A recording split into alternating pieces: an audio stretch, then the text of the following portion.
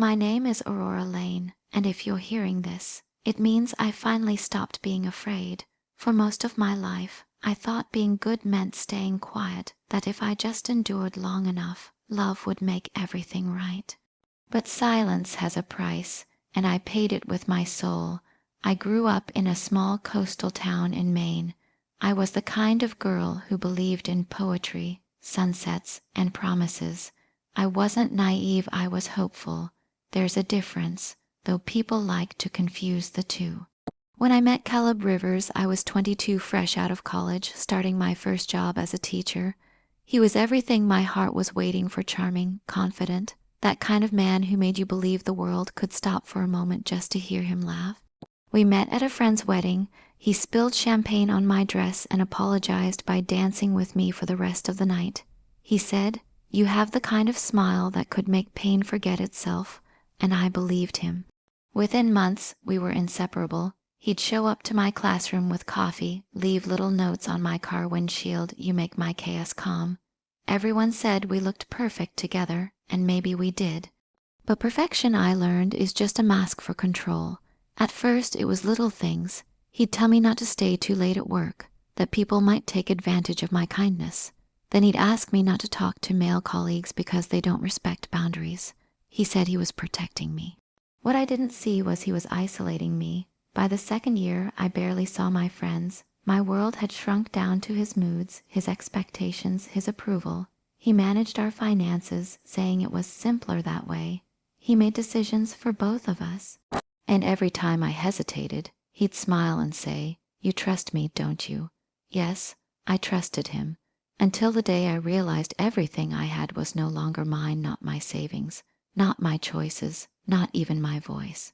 It started unraveling the night I came home early from school. The house was dark. His laptop was open on the kitchen counter, and on the screen a bank transfer, my name, my account, my signature, but I had never signed that document. He had drained my savings $60,000 and moved it into a company I'd never heard of. When he came home, I asked him about it. He laughed. "You wouldn't understand business, Aurora. It's for our future." But his eyes told a different story. I pressed him. He snapped. He said I was ungrateful, paranoid, pathetic, that I should be thankful he was handling things. That night, I slept in the guest room. It was the first time I felt afraid of the man I loved.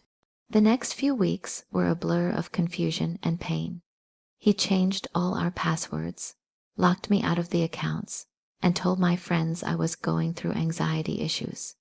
He made me look crazy, and it worked.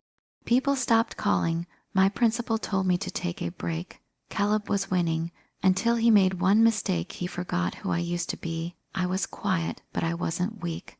I started keeping a journal: every word he said, every document I could find, every lie he told. I hid it inside an old math book in my classroom cabinet. Then came the final blow. One evening, I overheard him on a call. His voice was low, angry, desperate. "Sell the property before she finds out," he said. "She's just a teacher. She won't fight." That night, I looked in the mirror and said aloud for the first time, "You're right, Caleb. I'm just a teacher, but I'm about to teach you a lesson you'll never forget." And that's when the fire began, not outside, but inside me. You know that moment when pain becomes power? It doesn't happen all at once. It starts small, like the first spark before the flame. For weeks after Caleb's betrayal, I pretended. I laughed when he laughed. I cooked his favorite meals. I kissed him good night even when my heart whispered, "He's killing you slowly." But I needed time, I needed proof, and I needed to be smart. At school, between classes, I started researching financial fraud, identity theft, and property law. It felt strange, sitting at my desk reading legal articles instead of grading papers, but every line I read gave me a new piece of power. I learned that the company Caleb had moved my money into Rivers Holdings was registered under a shell corporation. But here's the twist. My name was listed as a co-owner. He had used my identity not just to steal from me, but to make me legally responsible for his debt. The realization hit me like a hurricane. He wasn't just using me. He was setting me up, That night, when he came home drunk and smug, I looked at him differently. He thought I was the same soft woman who forgave everything, but inside, something had shifted, something irreversible. The next morning, I quietly started building my plan. I met with an old friend, Lydia, who worked in real estate law. I hadn't spoken to her in months, but when I told her everything, she didn't judge, she cried. She said, "Aurora, if he's forged your signature, you can destroy him legally." Her words lit something fierce inside me. We spent days going through documents, tracing every transaction, building a file thick enough to crush her reputation. Meanwhile, I played my part at home, gentle, naive, loving. When he said, "You don't need to worry about bills, babe," I smiled and replied, "You're right, I trust you." He believed it. But every night, when he slept, I copied files from his laptop to a hidden USB drive. Emails, contracts, tax forms, all of it. I learned things about him I wish I hadn't: affairs, offshore accounts, even photos with women I didn't know. Each file was another dagger, another piece of proof. By the end of that month, I had enough to bury him. Then came the turning point. Lydia called me one evening. "Do you want to expose him publicly or destroy him quietly?" she asked. I thought about it, about all the nights I cried, all the times he made me feel small, invisible. "No," I said, "I don't want to ruin him. I want him to watch me rise." So we created a plan. I withdrew every cent I had left in my teaching pension, sold my car, and hired a private investigator. He traced Caleb's secret property, a lakeside house registered under a fake company name. That's where he took his mistress. That's where my money built his dream. I didn't confront him. Instead, I made copies of the deeds, the forged loan papers, and the photos of him with her. Then I sent them anonymously to his company's HR department. 3 days later, he lost his job. He came home that night furious, throwing things, yelling about betrayal. "I don't know who's doing this to me," he screamed. I stood in the kitchen, calm as stone. He asked if I'd seen anything strange.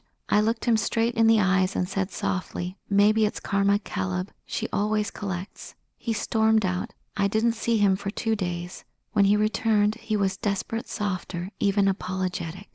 "I've been under stress," he said. "I took things too far. I let him talk. I let him touch my hand. I let him think he still had me because I wasn't done yet." A week later, I met with the investigator again. We uncovered his plan to sell my name and assets to settle his debts. That was the final straw. I took the entire file, hundreds of pages of evidence, and sent it to the state attorney's office. I remember the sound of the envelope sliding into the mailbox, a simple thud that felt like thunder inside my chest. That night, I packed my bags quietly. When Caleb came home, I was sitting on the couch, calm, still, free. He looked at the suitcase, going somewhere. I nodded, "Yes, somewhere you can't follow." He laughed. "You can't survive without me, Aurora. You wouldn't even have a bank account if not for me." I smiled. "You're right, I didn't, but now I have something you don't." He frowned. "What's that?" I whispered proof, and I walked away. The next few weeks were chaos. He called, begged, threatened. But when he received a court summons for fraud and embezzlement, the begging stopped. His arrogance turned into panic. He tried to blame me, saying I was unstable, but the evidence spoke louder. And while he drowned in the mess he made, I quietly built my life back piece by piece. I got a new job at a local publishing house, rented a small apartment by the sea, and started writing again. At night, I'd sit by the window with tea, listening to the waves, feeling peace for the first time in years. One evening, Lydia called. "He's facing trial next month. Do you want to be there?" I thought about it, then shook my head. "No," I said. "My revenge is not watching him fall. It's knowing he can never touch my silence again. They say revenge tastes sweet, but when it's over, what you really crave isn't victory, it's peace." After Caleb's downfall, my life became quiet, beautifully, hauntingly quiet. I moved into a small coastal town where no one knew my name. The air smelled of salt and rain. The waves crashed every morning against the shore, reminding me that everything eventually comes back, even broken hearts. For months, I lived like a ghost. I worked at a small bookstore during the day, helped children read in the evenings, and wrote in my journal at night. I didn't post on social media. I didn't check the news about the trial. I didn't want to see his face, not anymore. Because he had taken enough from me already, years, trust, dreams. I refused to let him take my peace. One morning, I received a letter, a plain white envelope with no return address. I hesitated to open it, my hands trembling slightly. Inside was a single sheet of paper. "I'm sorry, see." I stared at the letter for a long time, not because I believed him, but because I didn't feel anything. No anger, no joy, just stillness. That's when I realized something powerful. I had finally let him go. That night, I wrote in my journal, "Forgiveness isn't for him. It's for me, because I refuse to live in the prison he built." Months turned into a year. My life blossomed quietly. I published a short book, The Fire Within, under a pen name. It wasn't about Caleb directly, but about women who lose themselves trying to be everything for everyone else. The book spread faster than I ever imagined. Letters poured in from women across the country, stories of betrayal, loss, courage. One letter read, "Aurora, your words gave me the strength to leave." And for the first time, I cried not from pain, but from gratitude, because my story, my suffering, wasn't wasted. It became someone else's survival guide. A year later, I was invited to speak at a women's resilience seminar in Seattle, the same city where everything began. Standing on that stage, looking at hundreds of faces staring back, I took a deep breath. "I once believed revenge was justice," I said softly, "but now I know real power isn't destroying the one who hurt you. It's rebuilding yourself so fiercely that nothing can break you again." The room went silent. Then applause erupted, loud, thunderous, healing. I felt it in my bones, the sound of my own redemption.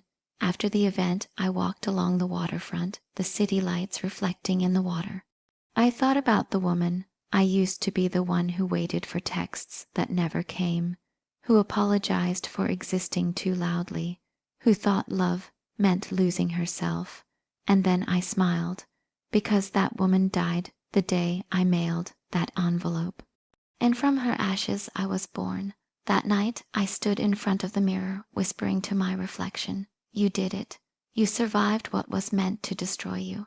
No more pretending, no more shrinking.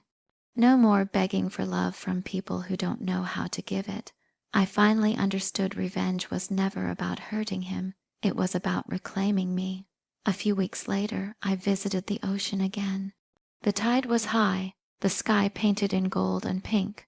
I carried the letter he sent me, that one meaningless apology, and I let the wind take it. The paper flew, danced, then disappeared into the waves. I watched until it was gone, and for the first time in years I laughed a real, unbroken laugh, because I knew deep in my bones that I was free. Now, every time I tell my story in my book, in my talks, in whispers to other women, I remind them of one truth. Sometimes revenge isn't about breaking someone else. It's about rebuilding yourself into someone they can never destroy again. And that's exactly what I did. My name is Aurora Lane, and this was never just a story of revenge. It was the story of rebirth.